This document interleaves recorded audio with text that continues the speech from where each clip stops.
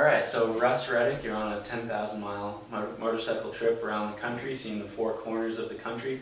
If you could just tell us a little bit about what's the purpose behind the trip? I'm riding to raise money for the Drowning Support Network. They're a network that reaches out to bereaved families to provide information to them when they need it most. For families that have lost a loved one to the water and drowning and near drowning cases. And I understand that you lost a loved one to drowning. I have. In 2004, my daughter Kira Reddick was at swimming lessons, and they were watching her, and she drowned. And that day changed my life forever.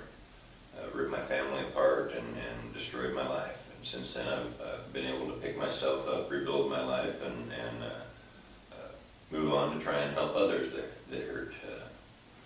And you're trying to raise a buck a mile for 10,000 miles, but you're also trying to spread some awareness about some of the things people don't think about when they think about drowning.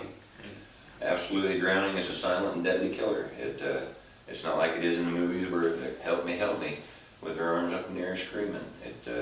It's a silent, quick thing, and it just takes a second. Never turn your back on a child in a public pool or a private pool, in the river, in the ocean, in a lake. It can happen just so quick, and once they're gone, they ain't never coming back. Yeah, because they're running out of breath. They're not going to have that energy to wave and flap around. But your first instinct is to hold your breath and try and conserve your air, and then you're trying to climb up out of that water, so most of the time your hands are underneath the water, and you're not waving around. It's not like it is in the movies, that's for sure. It can happen in the blink of an eye. So can you tell me a bit about the trip? You're coming from Wyoming, and this is your first stop. I started in Wyoming on Sunday. It's taken me about 1,800 miles to get here. This is my first stop on the Four Corners. My next stop will be San Diego, California. Then I'll ride Route 66 over and drop down into Key West. From Key West, I'll ride up the eastern seaboard, cut into the Blue Ridge Parkway, and ride it up to Washington, D.C., continuing on to Madawaska, Maine. And then depending on the weather, it'll be either I-90, I-80, I-70, or I-40 coming home to Casper, Wyoming. Depending on how cold it is at that time of year, basically. I live in Casper, Wyoming, and sometimes in October it snows in Wyoming, so I'll have to be careful watching the weather trying to get home. Yeah, and that's one of the challenges on a trip like this, the endurance, holding out on that weather. When the weather's rough, it definitely tests your mettle, and it helps when the weather's nice. Yeah, for sure. It's been nice so far? The weather has been wonderful so far. Just sun shining on me today. It's a little overcast, but it's not raining. It's still beautiful. Yeah. What kind of people have you met along the way so far? I've worked with a lot of police and sheriff's departments, fire departments that have quick water rescue teams, as well as hooked up with some bereaved parents that have dealt with loss and are dealing with it still. I met a gal down in Portland that her son was in a near drowning accident, and they call it near drowning. That child drowned.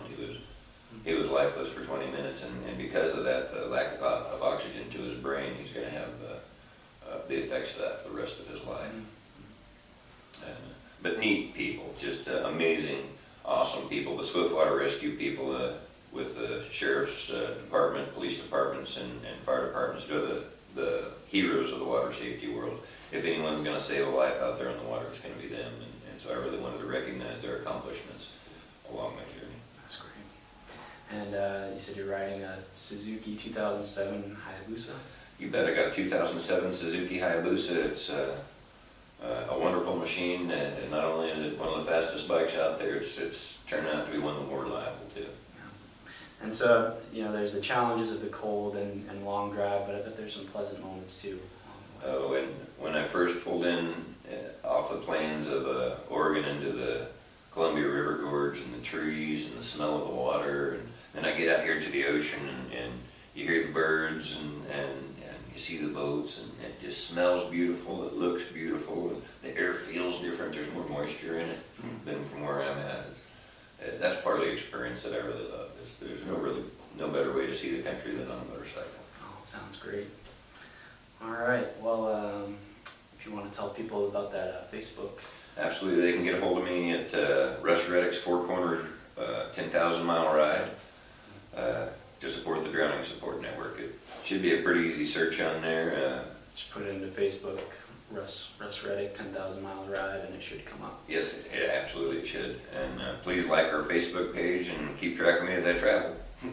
Great. Well, thanks for talking to me. Thanks Thank for stopping in. Thank you for allowing me to come in and be interviewed and this opportunity to share my story. I really appreciate it. Absolutely.